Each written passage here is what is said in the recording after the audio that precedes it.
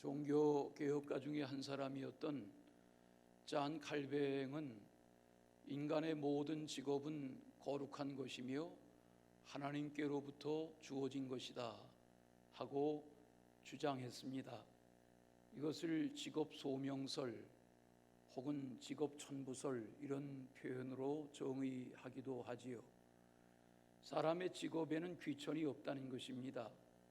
높은 지위이든 낮은 지위이든 또 어떤 분야에서 무슨 일을 하며 살든 나쁜 일이 아니라고 하면 이 일, 또 주어진 자기의 직업은 다 귀한 것이라고 하는 말입니다. 오늘 예레미야서 45장의 주인공은 바룩이라는 인물입니다. 바룩은 그동안 오래도록 대해 오고 계신 예레미야를 통해서 하나님이 주시는 말씀을 받아 적는 기록관입니다. 대필자입니다.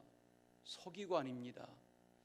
하나님의 말씀을 받는 선지자 예레미야도 귀하지만 그 하나님께서 주신 말씀을 말하고 그 말한 말씀을 하나도 흘리지 않고 다 기록으로 남길 수 있다는 것은 대단한 은혜이고 또 역할이고 혜택이 아닐 수 없지요. 우리가 로마서를 대하는데 로마서의 마지막 장인 16장 22절에 보면 더디오라는 사람의 이름이 나옵니다. 이렇게 문안하지요. 이 편지를 기록하는 나 더디오도 주 안에서 너희에게 문안하노라. 그러니까 사도 바울도 예레미야처럼 하나님이 하게 하시는 말씀을 감동을 받아서 말하고 그 곁에 탁월한 기록자의 능력을 가진 더디오라는 사람이 그림자처럼 따라붙어서 하나님이 하시는 말씀을 기록으로 남기는 그런 은혜의 동역자 역할을 해온 것을 알 수 있습니다. 요즘은 얼마나 고성능의 아주 작은 그런 녹음기가 일상화되어 있지만 녹음이 불가능하던 당시에는 말한 말이 기록으로 남겨지지 않으면 다 공중에 흩어지고 기억에서 잊혀지고 이 사람은 이 말, 저 사람은 저 말 하게 되지요. 그러나 우리는 조선시대에도 보면 조선 왕조의 역사를 기록한 조선실록, 물론 왕을 중심으로 한 것이지만 왕의 건강 상태, 왕의 일과 또 왕의 학습 분량, 왕이 대면했던 하루의 많은 사람들, 왕의 결정, 또 왕을 중심으로 한 나라 안의 대소사, 이런 일들을 소상하게 기록한 조선의 역사, 이 역사실록은 세계문화유산으로 등재될 정도로 기록의 가치가 얼마나 소중한가 하는 것을 알려주는 귀한 유산 중에 하나입니다. 글로 남기는 것도 귀하지만 그림으로 그려 남기는 것도 위대한 것이죠. 요즘처럼 사진이 발전하기 전에는 그림을 그리는 이들에 의한 사실적인 묘사, 그 고증에 의해서 이 시대에는 이런 옷을 입었구나, 이런 풍습이 있었구나, 이런 생활놀이 문화가 있었구나, 또 왕을 중심으로 한 궁중 문화는 이러하였구나 하는 것을 그림으로 고증하는 사료를 접하다 보면 감동적이기까지 합니다. 조선시대에 내노라 하는 화백들이 있었지만 김홍도 같은 분이 그러합니다. 영조의 때에 어머니 해경궁 홍씨가 회갑을 맞았는데 같은 살아계시면 같은 나이였을 사도세자의 묘에 화성에까지 어머니를 모시고 가서 성묘하는 이 행차가 적은 소수의 무리가 나서는 것이 아니라 무려 6,000명이 대동되고 말만 1,481필이 함께 동원되는 거대한 이동이었습니다. 8일 동안 이 행사가 치루어졌습니다. 왜 8일이냐 하는 것에 대해서 역사학자들은 사도세자가 뒤주에 갇혀 지냈던 시간이 8일이기 때문에 그 8일을 기념해서 여드레 동안 가고 오는 행차가 있었다. 그걸 화성능행 반차도라는 그림으로 46m 길이의 화폭에 김홍도 화백이 앞장서서 몇몇 화백들의 도움을 받아서 긴 시간 동안 그려 남긴 것이 지금 국립중앙박물관에 보관되어 있습니다. 이런 역사적인 사실들은 우리에게 기록의 가치, 또 그림의 가치가 얼마나 귀한가 하는 것을 교훈하게 합니다. 우리는 높은 자리, 많은 소유, 큰 권력 다 좋죠. 그러나 하나님은 우리 각 사람에게 주어진 자기의 직임을 잘 감당하며 보람있게, 만족하게, 행복하게 하나님의 사람다운 삶을 살아가기를 기대하시는 것이 하나님의 뜻인 줄로 압니다. 네리야의 아들 바룩이라고 했습니다. 이 바룩이라고 이름하는 본문의 주인공은 다시 말씀드리는 대로 에레미야를 통해서 하시는 하나님의 말씀을 꼼꼼히 적어 기록한 이 에레미야서가 에레미야의 기록이기도 하지만 그러므로 바룩의 손을 빌린 기록이 역사적인 2600년 전의 기록이 오늘날까지 전해지는 것을 보면 이 역할이 얼마나 소중한가 하는 것입니다.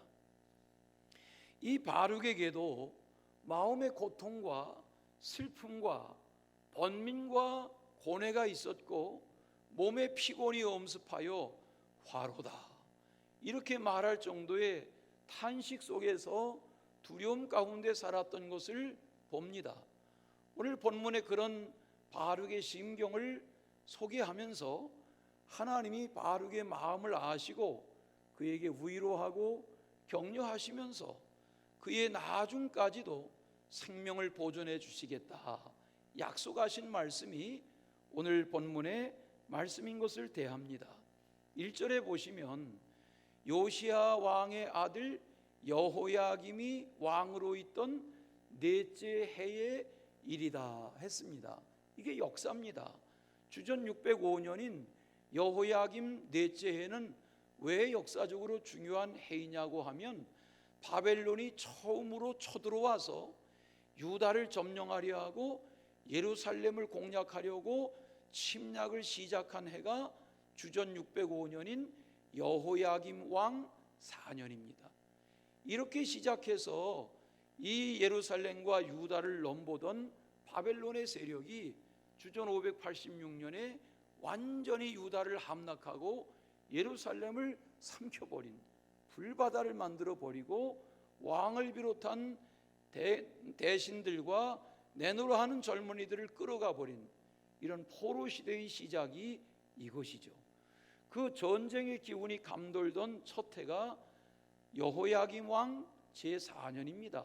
그때 나라는 불안하고 하나님은 말씀하시고 에레미야의 말을 왕도 들으려 하지 않고 거짓 선지자들이 난무하고 그러하던 때에 허구한 날 에레미야가 어려움을 겪고 대제사장들이 이 에레미야를 미워하고 성전 출입을 반대하고 그러하던 때에 하나님의 말씀 앞에 기록자로 섰던 이 바룩의 심경은 에레미야와 심정이 같았습니다. 그런 마음의 번민과 고통과 슬픔을 가지고 애써할 때에 하나님이 바룩을 위로하시고 격려하시며 내 생명을 보존하리라 하는 약속의 말씀을 주신 내용이 오늘 말씀입니다. 믿음으로 살아가는 사람은 누구에게나 다 사명이 있습니다.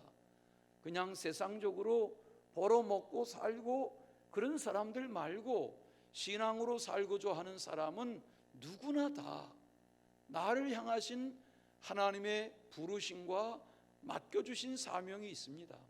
그러므로 신앙으로 살아가는 사람은 누구나 다 사명자입니다. 엊그제 금요일 밤 시간에 황성호 선교사님이 말레이시아에서 말씀을 우리에게 전하면서 본인처럼 먼 나라에 나가서 활동하는 이도 선교사지만 파송하고 구원하고 기도하는 모국교회 여러분도 선교사입니다. 이런 해석을 한 것처럼 오늘 우리는 하나님의 말씀 앞에서 다 사명자입니다. 그 사명이 연대해서 연합해서 하나님의 일을 이루어가는 것입니다. 그래서 저지난주에 제목이었던 사명자의 가는 길, 그 같은 제목을 다시 택하면서 오늘 바르게 생애에 하나님이 하신 말씀을 묵상하는 중에 은혜가 되시길 바랍니다. 첫째는 하나님이 절대 주권이시라는 것입니다. 여러분, 우리는 우리의 생명, 우리의 시간, 우리의 삶의 보험사를 내가 주인인 양 살아가는 경우가 많습니다. 그러나 엄격히 하나님의 편에서 보면 우리의 흥망성쇠와 생사화복을 주관하시는 주관자는 하나님이십니다. 물론 노력하고 애쓰고 목표를 정하고 성실하게 살아가야죠. 그러나 신앙의 눈으로 보면 이 일을 이루시고 성취하시는 분은 하나님이십니다. 되게 하시는 분이 여호와이십니다. 이것을 절대 주권이라 하는 것입니다. 가령 아브라함이 75살 때 본토 친척 아비집을 떠나라는 하나님의 말씀에 순종합니다. 고향을 떠납니다. 이 아브라함이 고향을 떠나는 모습을 그와 수십 년 같이 살아가던 이웃이 볼 때에는, 이웃의 양을 치던 족장들이 볼 때에는 아브라함의 작별은 이해되는 사건이 아닙니다. 아브라함이 자녀가 없습니다. 내외간에 살아갑니다. 물론 양떼가 많습니다. 그런데 아브라함이 말합니다. 하나님이 나타나셔서 여호와가 내게 말씀하셨다. 아브라함아, 너는 너의 본토 친척 아비집을 떠나 내가 내게 지시하는 땅으로 가라 하셨기에 나는 작별하고 떠나오. 이런 아브라함의 작별 인사를 접하는 주변 사람들은 다 아브라함을 미쳤다 했을 것입니다. 당신 정신이 있어 없어? 여호와는 무슨 여호와? 우리가 믿던 우상 숭배로 여기까지 다 이렇게 산업이 발전하고 양떼와 염소떼가 넘쳐나며 먹고 마시고 살았는데 여호와는 무슨 여호와? 이러면서 아브라함을 정신 나간 노인 취급했을 것입니다. 그런데 이 4000년이 지난 오늘날 하나님이 아브라함을 부르셨던 창세기 12장의 사건은 역사적인 하나님의 절대 개입 사건이었습니다. 하나님의 경륜이었습니다. 이것이 한 사람과 인생을 대하시는 하나님의 일입니다. 오늘 45장 예레미야서를 대하시는데 4절에 나오는 내용, 우리가 예레미야서에서 반복해서 대하시는 내용이죠.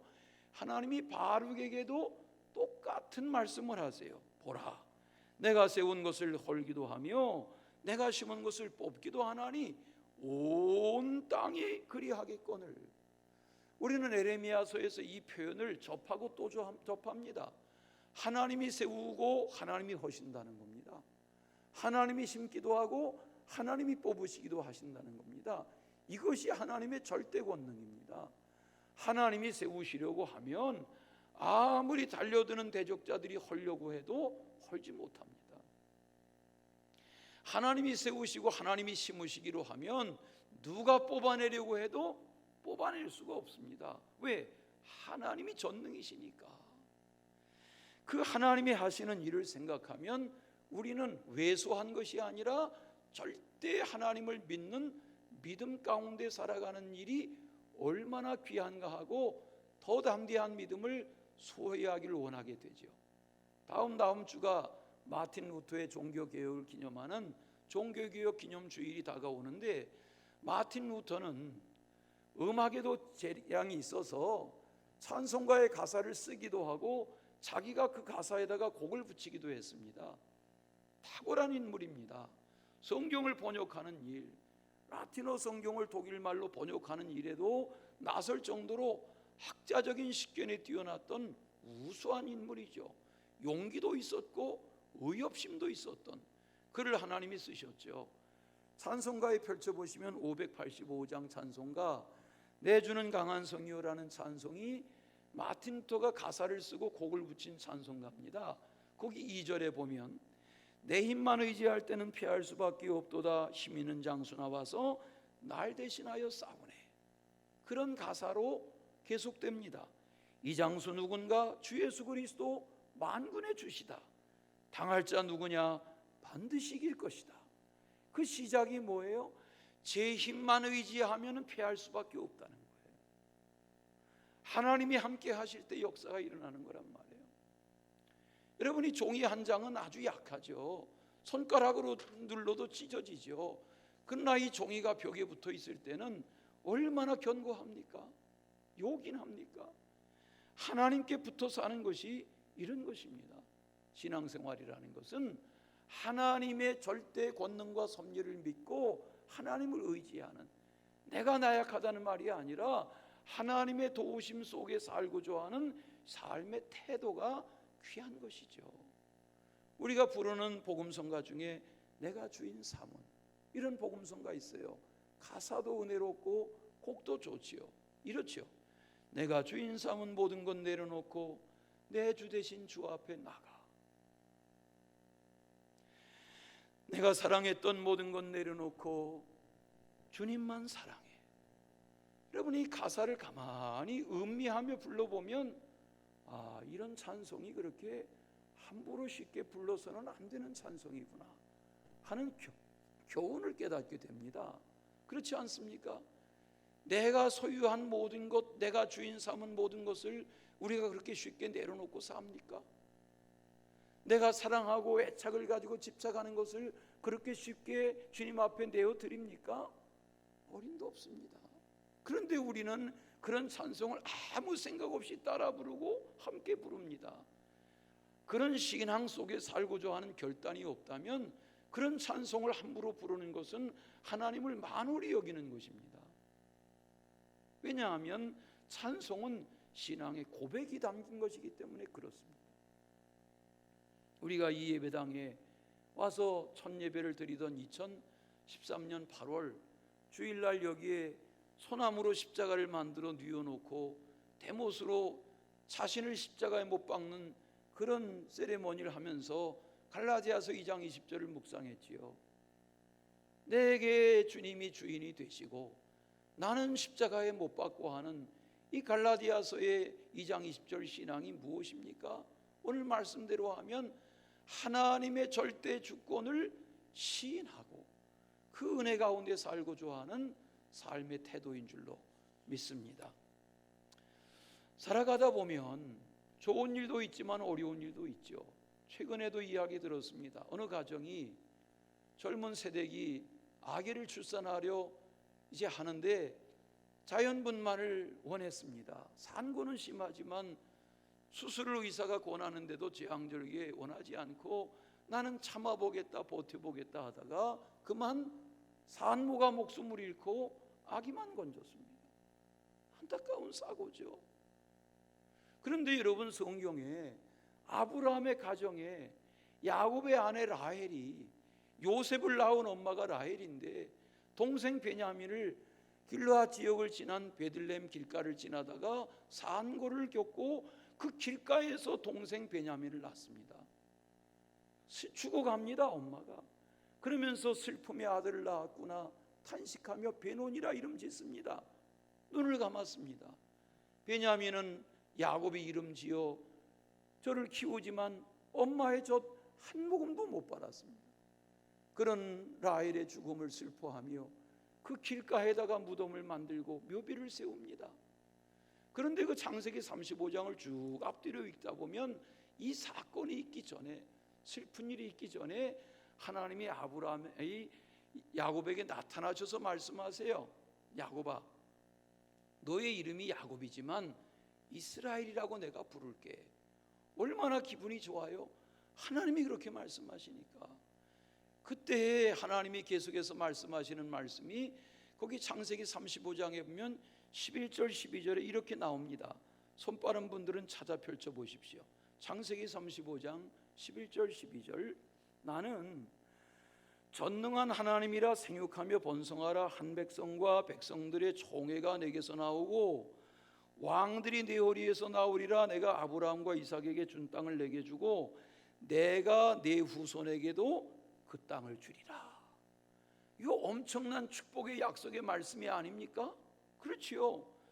나는 전능한 하나님이야. 생육하고 번성하게 할 거야. 내 할아버지 내 아버지에게 약속한 땅 다 밟도록 해줄 거야.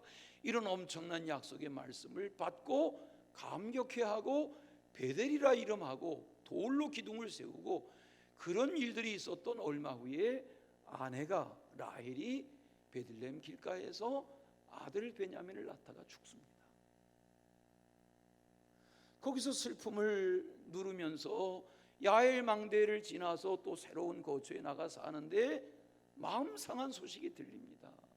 아들 중에 큰아들이 르우벤인데 르우벤이 아버지 야곱의 첩 중에 하나인 비라를 겁간했다는 충격적인 배련한 소문이 들립니다. 또 얼마 세월 지나다 보니까 연세 많으신 아버지 이삭이 돌아가십니다. 서로 떨어져서 지내던 형 에서와 함께 만나서 아버지의 장례를 합니다. 이런저런 일들이 계속 뛰어지는 야곱의 생애, 거기 한 발자국 비켜서서 야곱의 삶을 보면 그 야곱의 생애 중에 하나님의 절대 주권이 흐르고 있습니다. 오늘도 마찬가지입니다. 우리 각 사람을 향하신 하나님의 절대 주권이 있습니다.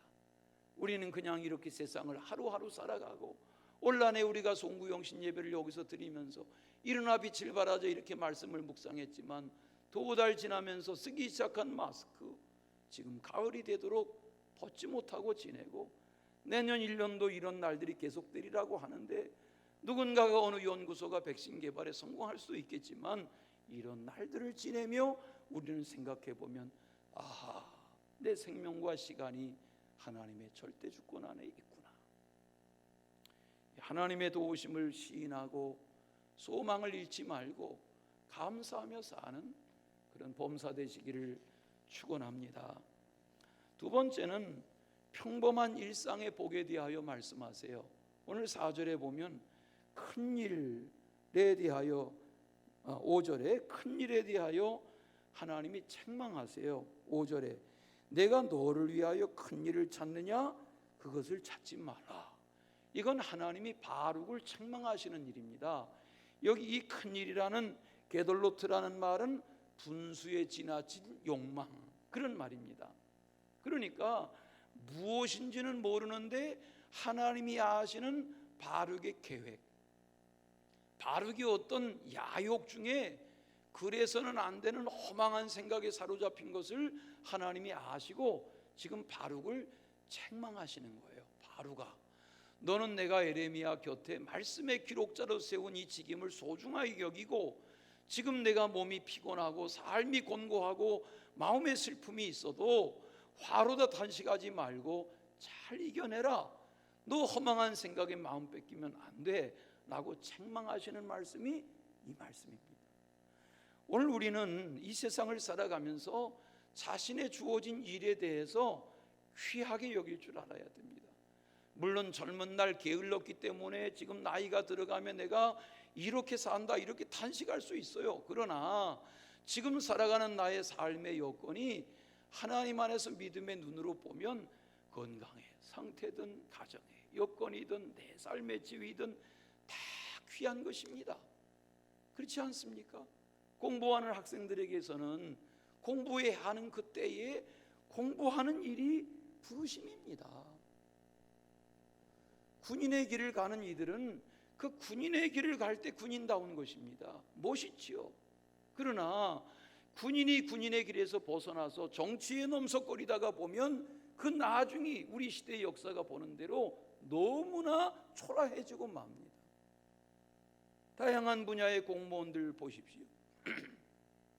세무공무원이 세무공무원답게 양심을 가지고 정직하게 자기의 직임을 잘 감당한다면 존경받는 세무공무원이 되겠죠.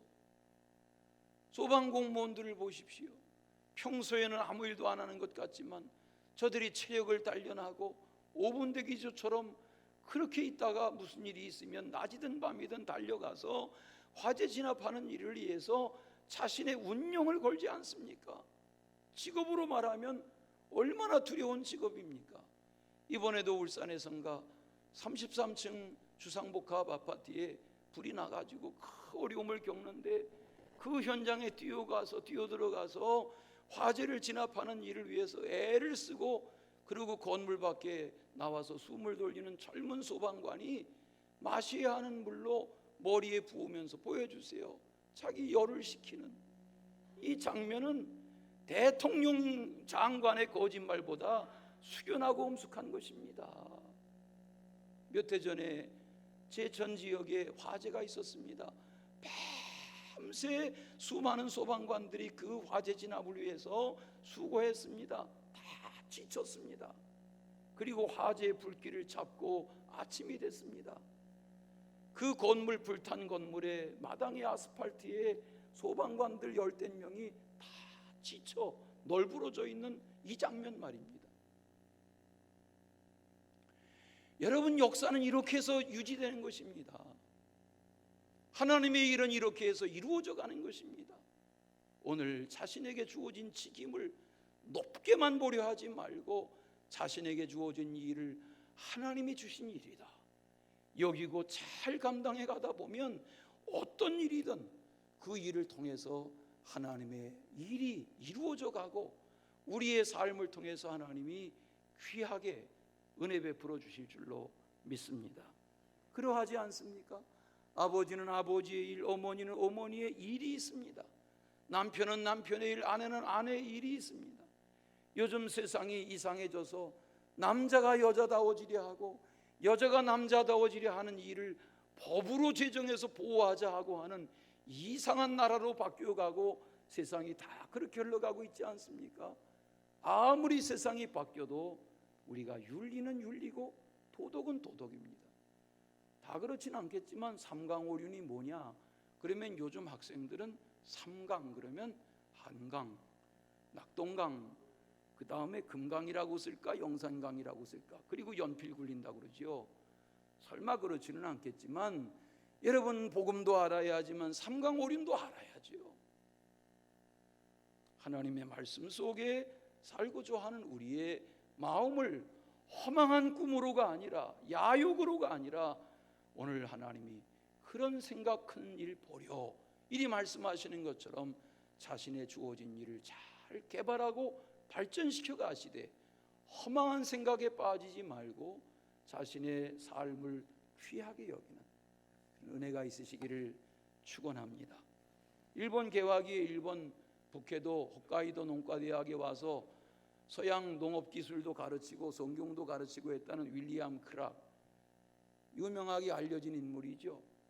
그가 기독교 복음도 전하고 했다고 하는데 돌아가면서 작별하는 자리에 일본 학생들에게, 젊은이들에게 소년이여 야망을 가져라, 보이스 비 앰비셔스, 그 말이 유명한 문구로 알려지고 뭐 가보지 못했지만 그 북해도 농과대학에는 기념비에 그 말이 새겨져 있고 하다고 하는데, 정작 그 자신은, 야망을 이야기했던 그 자신은 조국인 미국으로 돌아간 후에 나중 노년기에 자기 관리가 잘 안 돼가지고 허름한 여인숙을 전전긍긍하면서 비참하게 살다가 불행하게 인생을 끝냈다고 합니다. 그럼 우리가 야망을 가져야 해서는 안 됩니다. 하나님 안에서 거룩한 꿈, 하나님이 내게 부여하시는 거룩한 꿈을 소유하기 위해서 기도하며 한 걸음씩 한 걸음씩 다가가는 것이지, 거룩한 야망이 아니라고 하면, 거룩한 꿈이 아니라고 하면 세속적인 야망은 인생을 불행하게 합니다. 노아로 말하면 그 당대의 노아가 하는 일을 다 남들이 손가락질하였지만 100년 긴 세월 동안 노아는 하나님이 하라 하신 일을 준행했습니다. 그리고 홍수시대를 맞을 때 하나님의 구원을 체험합니다. 요셉이 그렇지 않습니까? 형들이 동생 팔아버리고 아버지 속이고 양털 깔고 양갈비 뜯을 때 동생 요셉은 애굽에 팔려가고 노예시장에서 노예 생활하고 그런 날들이었지만 요셉은 어머니 살아계실 때 아버지 품에서 들었던 여호와의 임재, 네 할아버지 아브라함을 부르셨어, 내 증조 할아버지 아브라함, 내 할아버지 이삭 때부터 하나님이 너에게 말씀하신 말씀이 이루어져 갈 거야. 그러나 하나님의 말씀을 알지만 자기는 노예인데, 그러나 하나님을 의식하며 살 때 함께 하신 하나님이 그의 삶을 노예의 자리에서, 억울한 자리에서, 감옥에서 왕의 곁에 총애받는 자리로 이끌어 가신 것처럼 자신의 주어진 직임을 잘 감당하다 보면 하나님이 귀하게 하시고 복되게 하실 줄로 믿습니다. 오늘 바룩처럼 허망한 생각에 사로잡히지 말고 분복을 감사하며 자신을 잘 개발해 가는 그런 지혜가 있으시기를 축원합니다. 전도서 5장에 보면 찾아보시겠어요? 12절. 제가 화면에 안 띄워드리는 이유는 잘 아시죠?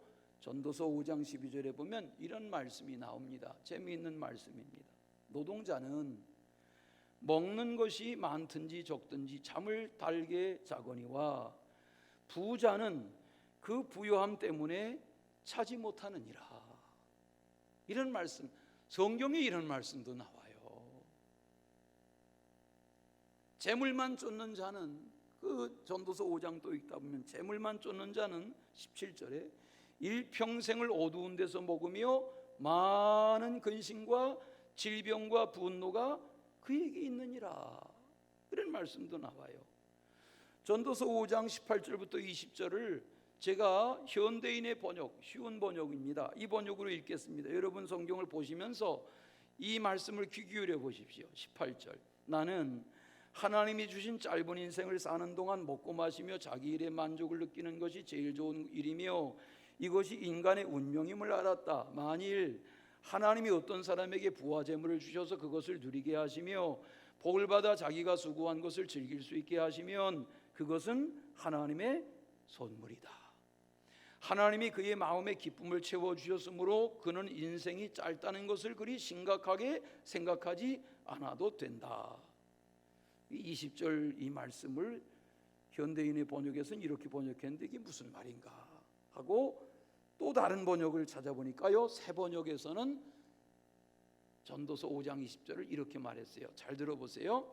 하나님은 이처럼 사람이 행복하게 살기를 바라시니 덧없는 인생살이에 크게 마음 쓸 일이 없다 그랬어요. 예배 드리시고 나면 오후가 될 텐데 이 좋은 가을 날씨에 행복한 오후 되시기 바랍니다.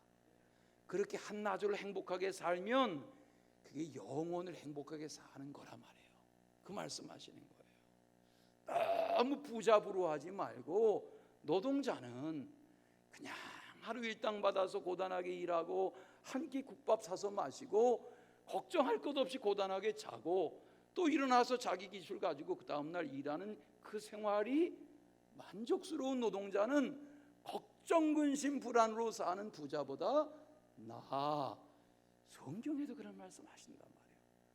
그렇다고 일부러 다 노동자 되신 마시고 평안한 자기관리가 되시기를 축원합니다. 삼청동을 아시죠? 거기 가면 서울에서 두 번째로 잘하는 집이라는 단팥죽집이 있어요. 가보신 분들이 많이 계시죠? 저도 15년 동안 서너 번 가본 것 같아요. 거기 가면 종업원들도 있지만 연세가 지긋한 주인이 늘 손님들을 접하세요. 이번에 신문에 소개됐어요. 그 김은숙 여사는 올해 80이 넘으신 연세인데 자신의 1976년부터 200원 받던 답판죽 오늘날까지 관광객 상대하며 44년 동안 벌어들인 돈으로 12억 이상을 사회복지기금회에 모금회에 기증했다. 헌납했다. 그리고 남편과 함께 살면서 주택부금 부어서 어렵사리 마련한 아파트, 남편과 살던 아파트, 남편 세상 떠나면서 넓은 아파트 좁혀 살면서 자기가 남편과 정성 들여 살았던 아파트 9억 팔아서 그것도 공동 모금 기금회에다가 그렇게 드렸다 하는 내용이 사진과 함께 대서특필됐습니다. 거기까지는 그럴 수 있어요. 그와 대화하는 기자의 질문 앞에 말했어요. 어느 날 딸이 고3일 때 가게 문을 닫고 집에 가 보니까 딸이 이상해졌어요. 조현병이라 하죠. 이 딸을 데리고 이곳저곳 찾아다니고 용안에 이사 만났지만 지금 60이 다 된 딸이 아직도 그 상태인데 자기는 이 약한 딸 곁에 두고 살면서 아들의 동의를 받아서 아버지 돌아가신 후에 재산 정리하고 아파트 정리하여 다 선한 일에 쓰고 자기가 그렇게 한 그릇 단팥죽 팔아 벌어들인 돈으로 이날까지 자기는 끌어안으려 하지 않고 다 흩어 베풀며 사는 생활로 만족하며 산다. 그 얘기예요. 생각해 보면 우리의 소유 가진 것 정든 생활용품들 가지고 갈 수 있는 것 하나도 없습니다. 요즘 직업들 중에는 새로운 직업 중에는 남겨진 고인의 유품을 정리하는 일을 직업으로 삼는 직업도 생겼다고 그럽니다. 생각해 보면 내 주변에 정든 것 귀한 것 내 것이 아닙니다. 일도 그렇습니다. 그러므로 자신의 주어진 일을 감사함으로 감당하는 은혜가 있으시기를 축원합니다. 마지막으로 생명보존의 약속입니다.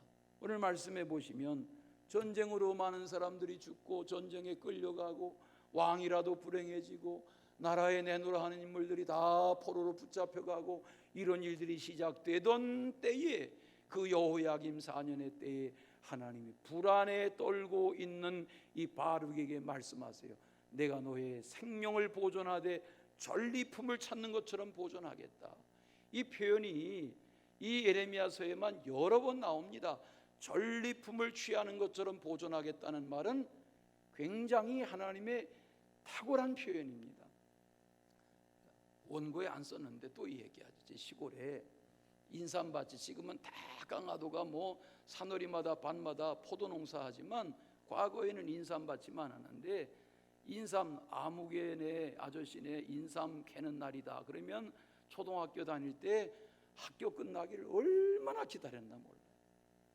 왜냐하면 인삼 채삼꾼들이 와서 이렇게 새갈고리를 가지고서 삼을 캐내죠. 그러면 사랑방에 자면서 전문 채삼꾼들이 와서 그 운동장 같은 산삼을 6년근을 착착 패가죠. 근데 아무리 전문가가 파간 채삼꾼의 삼밭이라도 나중에 가서 삽질을 다시 하면 팔뚝 같은 삼이 나옵니다. 그날은 공부에 관심 없습니다. 어떻게 하면 책가방 집어던지고 삽과 쇠사랑 가지고 가서 채삼밭을 일구나. 근데 다시 읽어도요 얼마나 많이 거두나 몰라요. 전리품에 대한 것은 그런 거예요. 내가 수고하고 노력하고 애쓴 것 아닌데 전쟁에 이기고 나니까 전리품이 생기는 거예요. 그런데 하나님은 말씀하세요. 바루가 걱정하지 마라. 너의 생명을 내가 보존하되 전리품을 취하듯 취해주겠다 하고 말씀하세요. 이 두려움의 때에 감염에 대한 두려움 또 살아가는 앞날에 대한 두려움이 커가는 때에 염려하지 마시고 하나님이 나의 생명의 절대 보존자시다 이런 믿음을 가지고 승리하는 나날 되시기를 축원합니다. 사랑의 주 하나님 아버지, 이 어지러운 세상 중에 기쁨의 근원이 즐거움의 근원이 행복의 근원이 어디에서부터인지를 깨달아 하나님의 사람다운 삶을 살아갈 수 있는 저희가 되게 하시고 주어진 삶의 여건과 생명을 귀하게 여겨 감사하는 출입과 범사 되게 하여 주옵소서. 예수님의 이름으로 기도하옵나이다. 아멘.